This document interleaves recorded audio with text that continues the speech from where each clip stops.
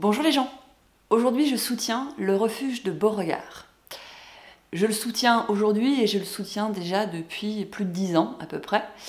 J'ai découvert ce refuge qui est un refuge pour animaux, vous l'aurez compris, ou pas, mais donc je vous le dis, qui se situe du côté de Nevers dans la Nièvre, qui accueille aussi bien des chats que des chiens et aussi parfois quelques animaux type poney, chevaux.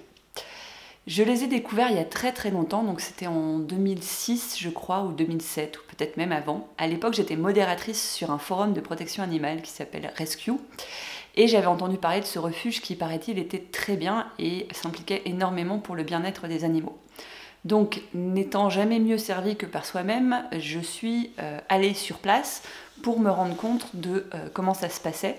Et ce qui m'avait particulièrement intéressée, c'est que ce refuge accepte les animaux, et notamment les chats qui sont FIV, qui, comme vous le savez, sont généralement les premiers à être euthanasiés quand ils arrivent en fourrière ou quand ils arrivent en SPA. Il faut savoir que c'est pas du tout... Mon idée, c'est pas du tout de lancer le débat sur l'euthanasie ou non en fourrière au niveau des SPA, puisque même si je déplore ce type de pratique, bien évidemment, et que j'encourage tous les refuges qui le peuvent à ne pas la pratiquer, je ne suis pas sur le terrain, je ne sais pas forcément comment ça se passe, je n'ai pas tous les tenants et aboutissants, donc ma réaction est une réaction à la fois réfléchie mais aussi émotionnelle. Donc je ne lance pas le débat, mais j'insiste sur le fait que certains refuges y parviennent et que c'est eux que j'ai envie d'encourager principalement. Ceci étant dit, donc le refuge de Beauregard, pourquoi je vous en parle aujourd'hui alors que ça fait 10 ans que je les connais et que ça fait 10 ans que je les soutiens? Parce que c'est un refuge qui essaye tout au long de son existence d'améliorer les conditions de vie des animaux qui se retrouvent là-bas. Par exemple, ils ont pu aménager le terrain pour que les animaux puissent se balader. Ils ont pu aménager les cages, les espaces pour les chiens pour qu'ils puissent avoir des sols chauffés. Ils ont également fait de gros aménagements au niveau des châteries, des chatières. Chatteries? Je sais jamais comment on dit. Bref, l'espace félin, voilà, c'est joli dit comme ça.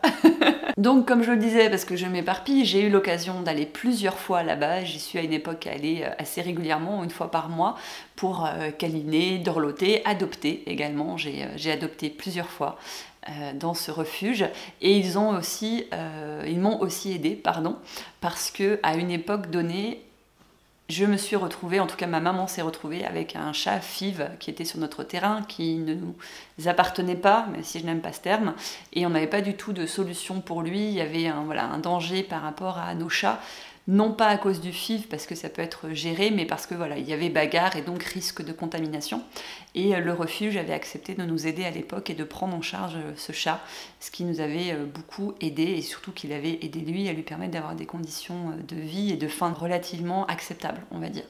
Donc tout ça me fait aimer énormément ce refuge qui était tenu par une femme absolument adorable qui s'appelait Laurence, qui malheureusement est décédée il y a quelque temps, assez récemment.